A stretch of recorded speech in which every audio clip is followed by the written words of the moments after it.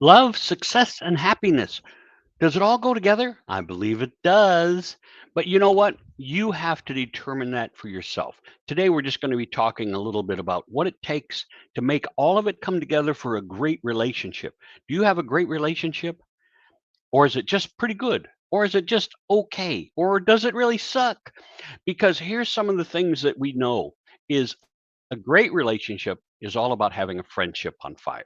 Yep, you can have passionate sex and not have a good friendship, and the relationship is just, it's a good relationship. And you go home and you have sex, and it's like, hey, this is wonderful. And then you go do your own things. But if what you're looking for is more intimacy, more conversational intrigue that leads to passion and romance and fun and laughter and great relationship, then I'm going to just take a couple minutes of your time here because I'm not going to talk very long. What you really need to do is come attend one of my workshops, my seminars. Write to me, Steve at stevesapato.com. I'll be putting another one on coming up fairly soon down here in Sebring, Florida. It's worth the trip and you'll love being down here with me. But today, let's talk about the four biggest reasons people argue. What are the four biggest reasons people argue? And I got them written here because I've been doing this for so many decades that I always get the same. When I have a workshop, I always ask, what was the most recent thing you argued about with your significant other, with your partner, with your husband or wife? And they always come up with these, most people don't want to share because most arguments are so stupid that we don't want to share with somebody what we are arguing about. Isn't that the truth? Really, it's the truth, isn't it? Well, last night he didn't take the garbage out, so I called him an asshole, and blah. Oh my gosh, right? We were playing water volleyball, and one of the ladies at water volleyball called her husband a jackass, and she was pissed. She was what a jackass! And I'm like, wow, right? How embarrassing to be called a name in front of all your friends. Anyway, what are the four biggest reasons that people argue? Number one reason is what? Yes, money. Money. Do you guys argue about money? The second one is about family, and it's really a family and trust issue, right? Isn't it?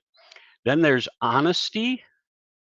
And of course, the last one is fidelity. Those are the four big reasons most people argue. And I'm going to tell you a real quick story because I think it is worth sharing. I was doing a workshop one time and I said, what do you argue about? And, people came up with these four reasons. And I said, okay, let's talk about the money. How much money would you argue about that would risk losing a relationship or a friendship over? Because you know what? Some people don't realize how close somebody else is to the breaking point. I'm just tired of this shit. I'm tired of it. I'm done with you. I'm not going to talk to you ever again, whether it's a friend, whether it's a relative, whether it's a partner. Okay. And so we were talking about how much money. Some people said $1,000. Some people said $10,000. One guy in the front said $1. Everybody just went off. $1. They were just, I went, stop, stop. There were only about 30 people in this thing, but I had to stop them from picking on the person. And I went, why would you? First of all, it's none of your business. If he thinks $1 is worth it, then $1 is worth it. I said, please explain that to me. And he explained it. Right. And what it came down to was not about the money. It's almost never about the other three reasons. The other three reasons, it's almost always about trust, because when it comes to money, you got to trust. When it comes to honesty, of course, you got to trust. When it comes to fidelity, you have to trust. When you lose that trust in the fidelity, relationships have to almost dissolve.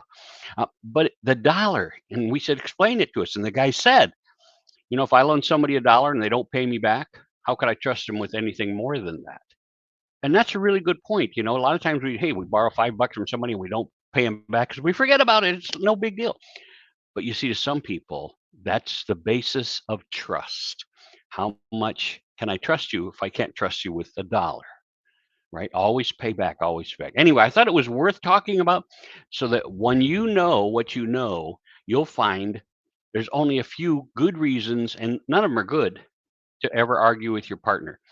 Go to I forget. Anyway, it's called the love languages quiz.com. It's a free online little quiz to help you and your partner learn about each other's love language. The uh, five love language quiz, I think is what it's called. Anyway, go take it, compare with your partner, and I hope seminars. I'm Steve at stevesapatoseminars.com.